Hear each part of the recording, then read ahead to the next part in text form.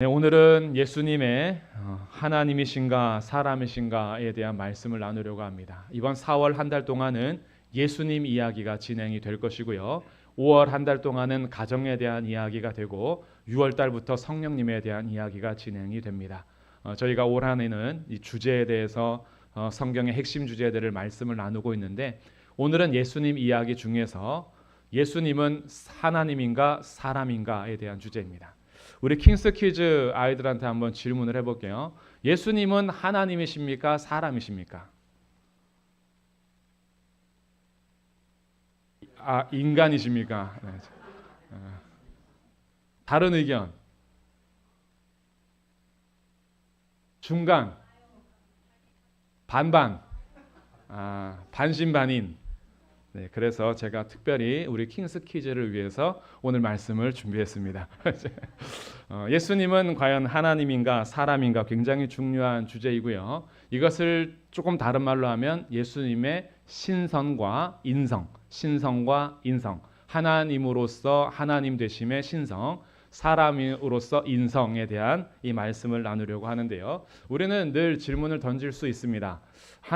예수님이 하나님이신가? 하나님의 모습으로 나타내기도 하고, 또 한편으로는 예수님은 사람인가? 라는 주제에 대해서 많은 경우에 우리가 신앙생활 하다 보면은 정리가 되겠지만 이렇게 생각하는 경우들도 꽤 있습니다. 50%는 하나님, 50%는 사람, 아니면 한 6대4, 한 7대3, 9대1 이런 식으로 좀 100% 안에서 나누려고 하는 경우도 종종 있는데, 오늘은 그 이야기를 좀 정리해 보려고 합니다. 우리 PPT를 좀 넘겨주세요. 예수님이 사람인지 하나님이신지 오늘 말씀에서는 먼저 1장 1절입니다. 요한복음 1장 1절에서는 이렇게 가르치고 있어요. 태초에 말씀이 계시니라. 이 말씀이 하나님과 함께 계셨으니 이 말씀은 곧 하나님이시라. 14절에 보니까요, 말씀이 육신이 되어 우리 가운데 거하심에 우리가 그의 영광을 보니 아버지의 독생자의 영광이요 은혜와 진리가 충만하더라. 오늘 암송 구절인데요, 여기에서 이 14절에 나타나는 첫 번째 말씀 있죠. 이 말씀이 방금 읽은 1장 1절하고 연결이 됩니다. 1장 1절에서 이 말씀은 뭐라고 했냐 하면, 이 말씀은 곧 누구시라고 하죠? 하나님이시라. 그래서 말씀은 하나님이신데, 이 말씀이 14절에 다시 보니까 육신이 되었답니다. 그럼 육신은 뭐죠? 육신은 몸입니다. 몸. 예수님 몸, 사람이 되셨다라는 건데, 하나님이 육신, 사람이 되었다라는 거예요. 이것을 1장 45절에서는 이렇게 기록을 합니다. 자, 요한복음 1장 45절에 빌립이 나다나엘을 찾아 이르되 모세가 율법에 기록하였고 여러 선지자가 기록한 그 일을 우리가 만났으니 요셉의 아들 나사렛 예수니라. 누구의 아들이래요? 요셉의 아들. 그렇죠? 요셉의 아들이니까 사람입니다. 요셉의 아내가 누구죠? 마리아입니다. 그러니까 마리아에게서 났기 때문에 사람이라는 거예요. 그러니 오늘 저희 암송 구절인 1장 14절은 말씀이 육신이 되어 우리 가운데 거하셨다라는 이 한 문장 안에 말씀은 하나님이시고 육신은 몸이니까 예수님이 하나님이시고 사람이라는 것을 우리에게 가르치고 있다라는 겁니다. 그럼 요한복음 전체에서는요, 예수님이 하나님이시라는 것을 어떻게 증명하느냐? 그런 것이 바로 표적입니다. 예수님이 하나님이시라는 표적들이 여러 가지가 등장하는데, 우리가 잘 아는 요한복음의 표적들, 가나의 혼인잔치, 예수님이 말씀하시니 물이 변하여 포도주 됐네, 이 사건 있죠. 그리고 이 포도주 사건뿐만이 아니라 예수님께서는 물고기 2마리와 떡 5덩이로 5,000명을 먹이고도 12바구니를 거두시는 오병이어의 기적, 또 죽은 나사로를 살리시는 나사로야 나오라 했을 때 이 배로 동인 채로 통통 뛰어서 그가 나오죠. 그래서 그 배에 동인 것을 풀어서 다니게 해라. 썩어서 냄새가 나는 그 죽은 자를 예수님 말씀하셔서 살리시는 일들, 이것은 사람이 할 수 있는 일이 아니라는 거예요. 이것뿐만이 아니라 풍랑과 바람을 잔잔하게 하시는 예수님의 권세, 그리고 죄를 사하시는 권세, 내 죄가 사하였느니라 라고 죄 사함을 선포하시는 이런 예수님의 일들은 사람이 할 수 있는 것이 아닙니다. 제가 우리 성도님들의 죄를 사할 수가 없어요. 제가 제 이름으로 죄가 사해졌다라고 해서 죄가 사해지는 것도 아닙니다. 죄를 사하는 권세는 하나님께만 있어요. 바람과 자연을 다스리는 권세도 하나님만 가지고 계시는 권세이고요. 죽은 자를 살리시는 일, 물을 변하여 포도주를 만드시는 일, 오병이어의 기적들, 귀신을 쫓아내시는 이런 일들은 사람이 가진 능력이 아니라 하나님께서 하시는 일인 겁니다.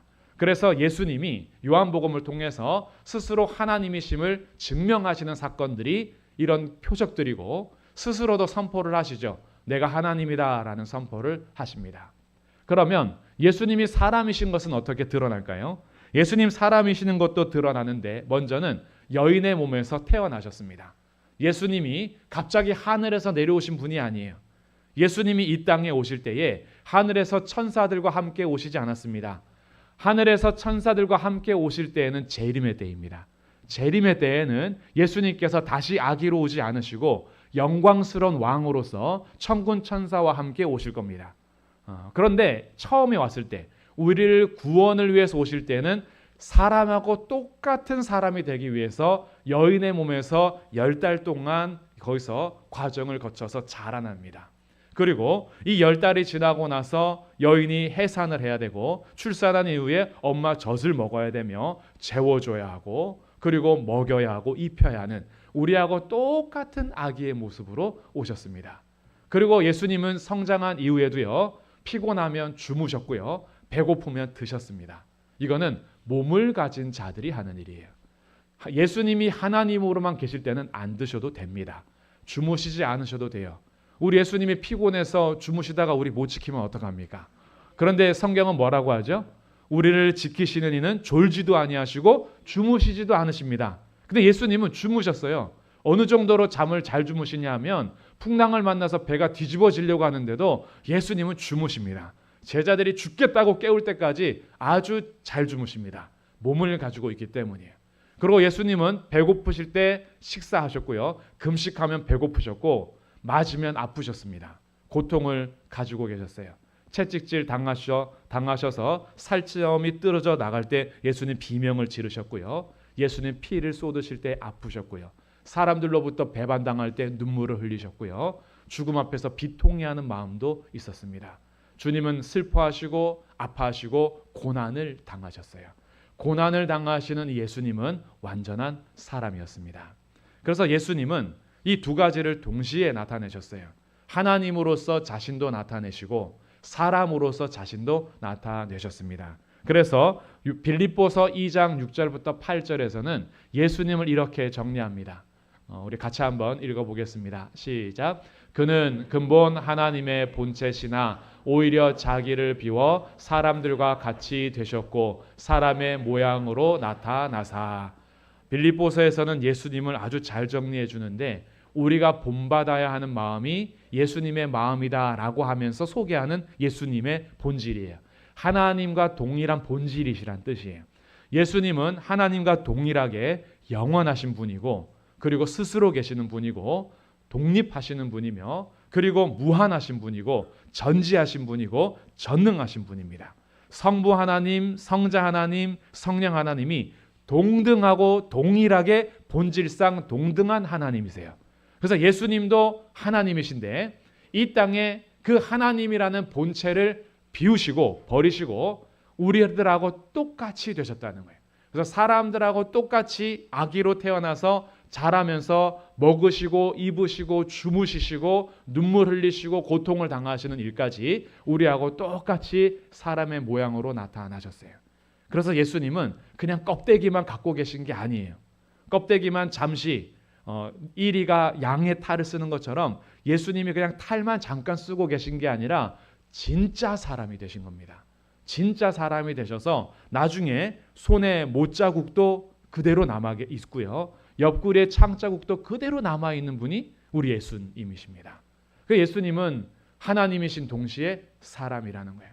결론입니다. 우리 킹스키즈 아이들 이제 결론을 잘 들어야 돼요.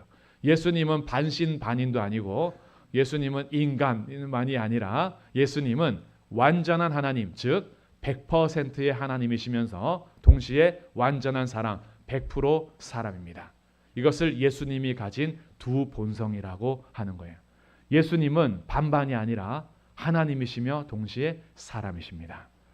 이것에 대해서 왜 그래야 하는가라는 것은 우리가 이제 킹스 퀴즈하고 아이들 없을 때 어른들하고 이제 예수님 이야기를 좀 더 진행하도록 하고요. 오늘은 이렇게만 정리하면 좋겠어요. 예수님은 하나님이시면서 동시에 사람이시다. 그러면 예수님께서 하나님이시면서 사람이기 때문에 우리가 얻는 유익이 무엇인가? 이 유익을 세 가지만 말씀드리고 정리하도록 하겠습니다. 첫 번째, 예수님은 완전한 하나님이시면서 완전한 사람이기 때문에 우리의 완전한 중보자가 되십니다. 중보자라는 것은 양쪽에 있는 누군가를 연결해 주는 사람인데 그 양쪽은 하나님 아버지와 죄인인 인간입니다. 근데 예수님이 완전한 하나님이시기 때문에 하나님의 영광을 그대로 나타내시면서 이 죄인들의 손을 잡아 주실 수가 있어요. 하나님의 영광을 회복하고 하나님과 우리 사이에 중보를 할 수 있는 것은 이 세상의 피조물은 그 누구도 할 수 없는 일입니다. 예수님이 완전한 하나님이시면서 완전한 사람이기 때문에 가능한 거예요. 우리 기독교가 가진 이 복음이라는 것이 왜 배타적인가? 배타적일 수밖에 없는가?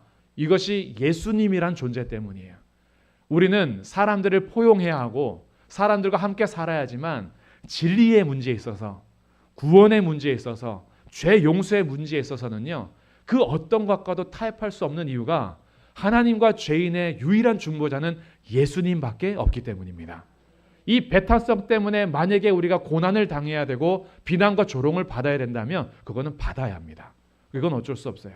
사람들의 비난과 조롱과 고난을 피하기 위해서 유일한 중보자 되시는 예수님을 타협할 수는 없는 거예요. 그러니 기독교는 역사 내내 고난이 따라올 수밖에 없었습니다. 그러나 우리가 고난 때문에 진리를 포기할 수는 없어요. 하나님과 우리 사이의 유일한 중보자는 완전한 하나님이시며 완전한 사람이신 예수님밖에 없습니다. 근데 우리 편에서는 이게 너무 감사한 거예요. 그 예수님이 우리의 구원자가 되어주셨기 때문입니다. 그래서 두 번째가 나오는 거예요. 예수님은 우리의 완전한 구원자가 되십니다. 예수님만이 우리를 모든 죄에서 구원해 주실 수 있는 분이에요. 똑같은 사람으로 오셔서 송아지나 염소나 양이 아니라 똑같은 사람으로 오셔서 우리를 위해서 완전한 제물이 되어 주셨습니다. 송아지를 몇 마리 드려도요, 그 송아지가 인간하고 가치가 달라요. 양을 수천 마리를 드려도 양이 우리의 죄를 씻어줄 수가 없습니다. 왜? 양의 가치와 인간의 가치가 다르기 때문이에요. 다이아몬드 하나가 낫겠습니까? 큐빅 1000개가 낫겠습니까? 큐빅 1000개 있어 봐야 가치도 없어요. 다이아몬드 하나가 난 거죠. 큐빅을 수만 개 가져와도요, 저는 다이아 큰 거 하나 선택할 겁니다. 가치가 다른 거예요. 이 땅에 수많은 동물들이 나를 위해서 다 죽어도요, 동물의 가치와 인간의 가치는 존재 자체가 다릅니다. 그래서 구약의 제사는 불완전했어요. 송아지를 아무리 가지고 오고 양을 아무리 가지고 와도 인간의 죄를 완전히 씻을 수는 없었습니다. 그러나 완전한 사람이 되신 예수님이 우리를 위해서 십자가에서 완전한 제물이 되셔서 우리의 완전한 구원자가 되십니다. 그러니 예수님만이 우리를 모든 죄에서 구원하시는 구원자가 되시는데 우리의 유익이 있고요. 마지막 세 번째 유익은요, 예수님은 우리의 완전한 보호자가 되십니다. 보호자가 된다는 뜻은 무슨 뜻이냐 하면 사람이시기 때문에 사람의 고난을 아셔서 우리의 시험도 하시고 고난도 하시고 육체의 아픔과 영적인 아픔 그리고 정서적인 아픔, 감정적인 애통함 다 하십니다. 예수님이 그 모든 사람으로 사셨기 때문에 아세요. 그래서 우리를 온전히 돌보아 주실 수가 있다는 거예요. 때로는 우리의 사람의 마음이 연약하여서 지치고 상할 때 예수님이 사람으로 오셨기 때문에 아세요. 피곤하여 지쳐 쓰러지는 것도 아십니다. 배고플 때에 얼마나 고통스러운지도 아십니다. 예수님의 눈물도 있기 때문에 우리의 애통함과 눈물도 아십니다.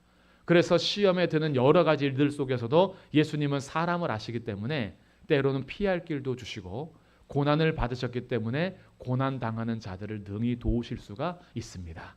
그래서 예수님이 완전한 하나님이시고 완전한 사람이기 때문에 완전한 사람으로서 받았던 이 땅의 여러 가지 어려움을 완전한 하나님으로서 전능의 손으로 우리를 도와주실 수가 있습니다.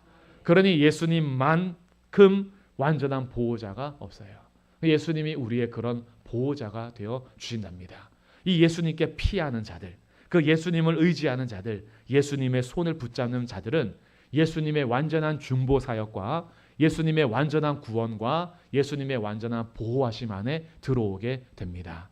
지금도 예수님은 우리의 문을 여전히 두드리시고 우리에게 손 내미시고 그렇게 우리의 중보자와 구원자와 보호자가 되어 주시니 이번 한 주를 지내시면서요, 완전한 하나님이시며 완전한 예수님이 나의 중보자, 구원자 그리고 보호자가 되심을 믿고 그 예수님 안에서 이번 한 주 잘 지내시고 그 하나님 바라보시며 예수님 바라보는 그런 복된 한 주가 되시기를 주님의 이름으로 축복합니다.